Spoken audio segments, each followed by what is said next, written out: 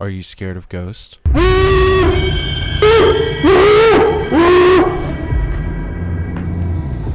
Hello everybody, my name is...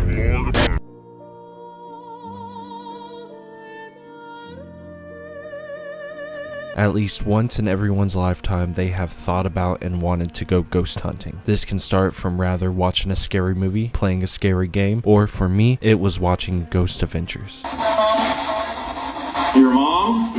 Is this spirit being a smartass by saying that it was touching my mom? Now, your options for IRL ghost hunting are very slim. It's rather spend all your savings on actual good equipment, or just go into an abandoned place with nothing but your phone and just keep saying, was that a ghost? Anytime a noise happens. I know I've always have and had this feeling of wanting to go ghost hunting, but there's one game I have to give props to for making me feel this way even more. It is a small game called Phasmophobia. I know, somewhat underground. Now, I haven't been playing this game since it came out, but I've been watching and watched a lot of content when it did come out. And the day I got my PC, I knew I was going to get this game automatically. Me and my friend Nick would play this game for hours, but after some time of Nick not wanting to play or not being able to play, I would end up playing a lot of solo, to the point where I wasn't fazed of anything. Whenever I played, it was an automatic in and out mission, get all 3 evidence and leave. Compared to me never leaving the truck when we first started playing, this is a big difference. But why does a game so complex but bare bones work so well? Why do we always just say, let's start another game instead of playing once and calling it quits? I mean, we know the gameplay loop, it's the same every game, so why does it keep drawing us back in? I don't know. Why not?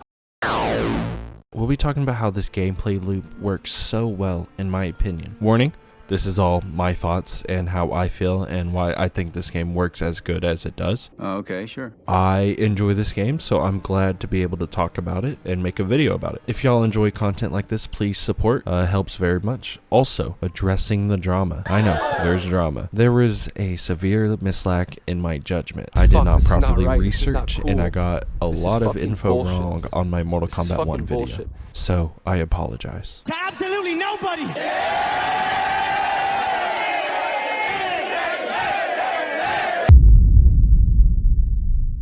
Like and subscribe. I'm trying to hit some subs. Thank you. Also, as a heads up, my activate windows will be on in the corner of most of this footage. So for that to not properly be there the whole time, I will be putting a funny image over it when I remember to. Thank you. Now, for anyone who has never played or heard of Phasmophobia, let me give you a brief explanation on how the game goes and how it plays. A simple breakdown, pretty much.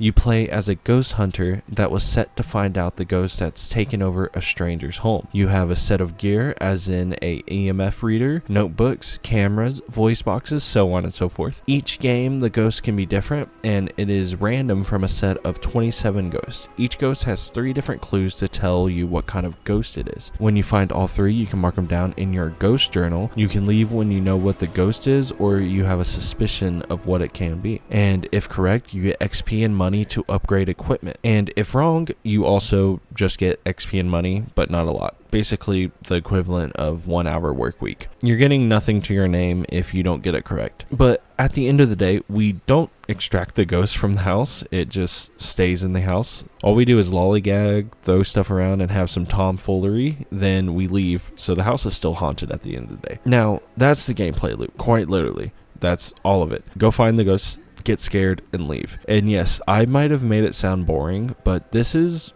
a fun, never-ending loop. Each game is different and unique, and the scary factor when you first play, and even now after hours and hours under your belt, is just scary. The ghosts love to just show up, freak you out, and then leave unexpectedly.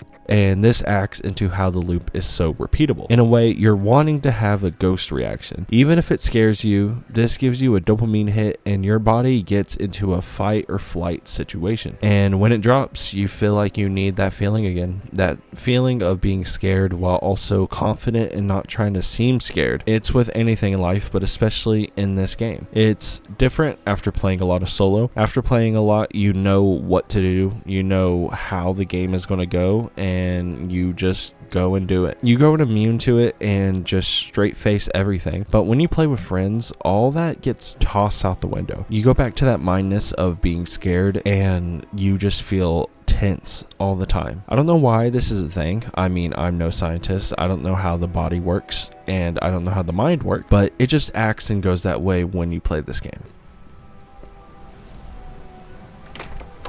Dude, that's not me. Run, hide. Man, I'm dead. The maps on this game help and add to this never-ending gameplay loop. I'll give a breakdown on the small calm maps all the way up to the scary oh no, why are we doing this maps. Tanglewood, Camp Woodwind, Willow Street, Edgefield Road, and Ridgeview. These are our smaller maps and the ones that are fun to play, easy layout, and not so scary because it's just a simple suburban neighborhood house pretty much, but still keeps you wondering because remember, this house is infested with ghosts. Nell's Diner, Bleasdale, and Point Hope are some bigger maps that are simple but also has you on your toes at all times. These maps you'll be taking a couple extra trips for equipment and feel a little bit more tense because you are taking those extra steps. Is it hunting? Man, I'm dead. Grafton, Sunny Meadows, Brownstone, Prison, and Maple Lodge. These are the maps that no matter what you do, no matter where you go, you feel lost. Maybe you might know the layout of the map, but you still feel scared and the map is just dark. These are the maps that if you want another scared factor to your gameplay, you would play these. Overall, all these maps are amazing. All of them are fun. The bigger maps are somewhat annoying, but you know, they are built for 4 people, so it gets an out for that. But these maps help with the gameplay loop. I mean, if you had a selection of terrible maps, no one will play this game. And let's be for real here, no one talks ill on Tanglewood Drive. Yes, there might be a map or two people talk bad about, but they don't mean it. Let's be for real, they don't mean what they're saying. Each map always has one cursed object, and these cursed objects can be the mirror, letting you see where the ghost room is located. A monkey paw, granting you a wish, but also giving you a curse in return. I wish to see the ghost. I wish to see the ghost. I wish to see the ghost.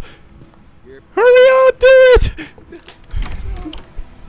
A Ouija board, given access to talk to the ghost. Hello? Is anybody there? Are you there? You're supposed to ask where are you? Where are you? B. A. What did it say? The basement. But we're in the basement. Voodoo doll, being able to pull a pin and see the consequences after pulling a pin. Tarot cards, a deck full of bad and good depending on what you pull. Music box, making the ghost sing so you can track it down. Oh, it's over there. Got that bitch. Oh, that scared the fuck out of me.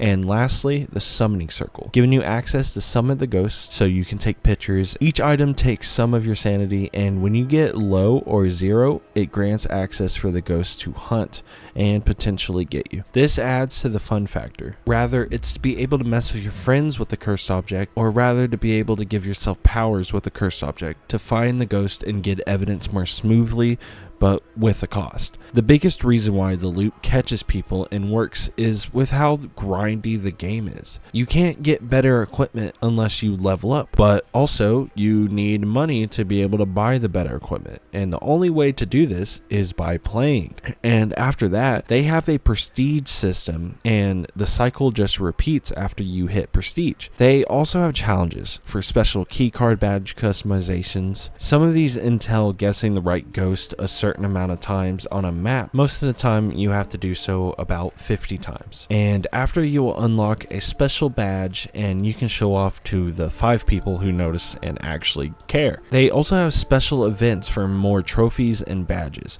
Yes, they have the community tab, and 9 times out of 10 it gets filled up automatically because there's people who play this game 24/7. But they also have solo goals for yourself. This can get you different variants of your badge and your trophy for the event. This game is the definition of grind central, but even casual playing and not dropping 72 hours a week, you can still access and get many upgrades just by playing regularly. After playing once or twice, this game traps you in the loop, especially playing with friends. Everything this game does just works so perfectly to keep you in the play loop. And to be honest, I am not mad about it at all. If you ever decide to play or need some motivation or push to do so, I say go for it. The scary and the grindy elements just give one of the best experience a game can offer. I will say, definitely play with friends. Playing solo is somewhat sad and more scarier than playing with friends. Definitely grab some friends and play. The game is about to have some major changes. I mean, they already did some map changes, which RIP OG Tanglewood.